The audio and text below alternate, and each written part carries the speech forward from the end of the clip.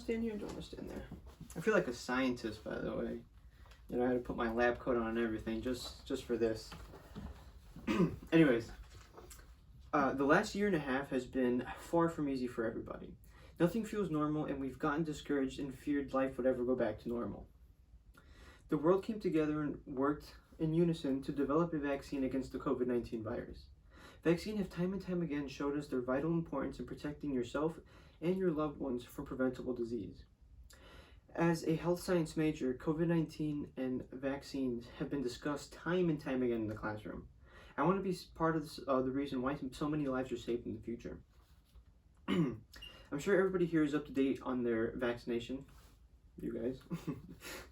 But unfortunately, there's a growing anti-vax movement that's taken over society. That's taken our society in the wrong direction.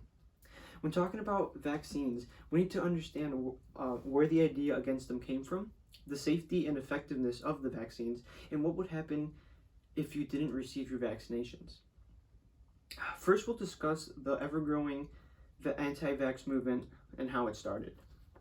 The vaccine controversy began back in 1998 when researcher Andrew Wakefield and his colleagues published a case series of 8 patients who developed autism within 1 month of receiving the MMR vaccine. According to Paul Offit, author of Vaccines and Autism in Primate Model, the initial study led to great mass panic, and many parents and individuals feared for their kids and even themselves in developing autism after receiving vaccines. The fact of the matter is that this was wrong. As stated by Mo Zhang in an online article posted by the UK News, 13 other studies replicated Andrew Wakefield's research and found his results to be fraudulent. At this point, it was too late. People started correlating vaccines with autism and health issues. Many people to this day choose not to vaccinate their children because of a fraudulent claim made back in 1998.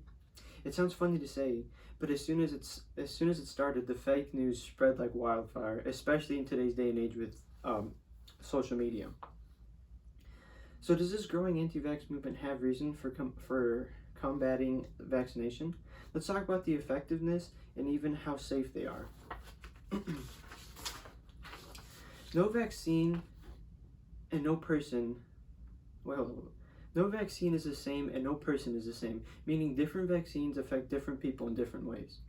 This being said, extensive research is always done in order to develop a vaccine that is at least 85% efficacy. There have been instances of people having adverse reactions towards specific vaccines, but it's nothing detrimental and severe. According to the World Health Organization, in an article titled Vaccine Efficacy, Effectiveness and Protection, efficacy is a measure of how much the vaccine lowered the risk of getting sick. The higher this percentage, the better the better, and as mentioned before, 85% is the absolute minimum as established by the FDA. As mentioned before, there is no extreme side effects of vaccines. As established by the CDC in their information tab on their website, common side effects include tenderness, itching, a bruise on the shot location, and some have also experienced short-term fatigue and even headaches. But this doesn't last forever. A day or two is long enough for the side effects to wear off. It takes about 2 weeks after immunization for a vaccine to take full effect and have full protection. The duration of this protection varies from vaccine to vaccine. Some vaccines, like the pertussis and the diphtheria, last about 10 years and are intended to protect children as they age. Other vaccines, like the ones for tetanus and polio, last anywhere from 25 to 30 years, which is absolutely insane. This being said, there are boosters available for anyone who wants to get a booster or whatever the case is. Clearly, vaccines work, and there is protocol in place to protect us from via government-led organizations. Let's say you decided to still ignore this and still not get vaccinated. What would happen? Immediately, nothing would happen. You would continue living life just as normal, but down the road, however, is a different story. Let's say there's an outbreak of chickenpox or measles, and everybody continues going about their business because they're vaccinated, and therefore they don't have anything to worry about. You, on the other hand, might come into contact with someone, and and then and only then will you discover what that disease has to offer.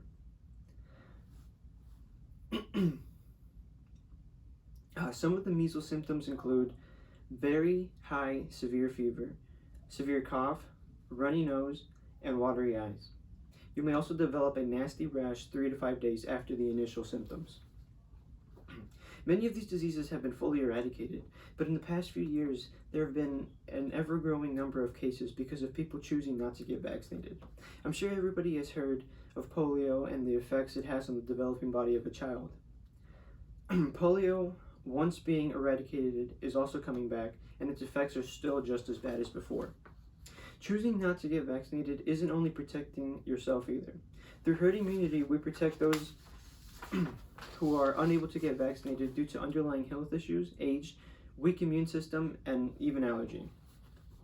Herd immunity is the phenomenon in which others are less likely to be in contact with a disease due to those around them being vaccinated. More recently, the anti-vax movement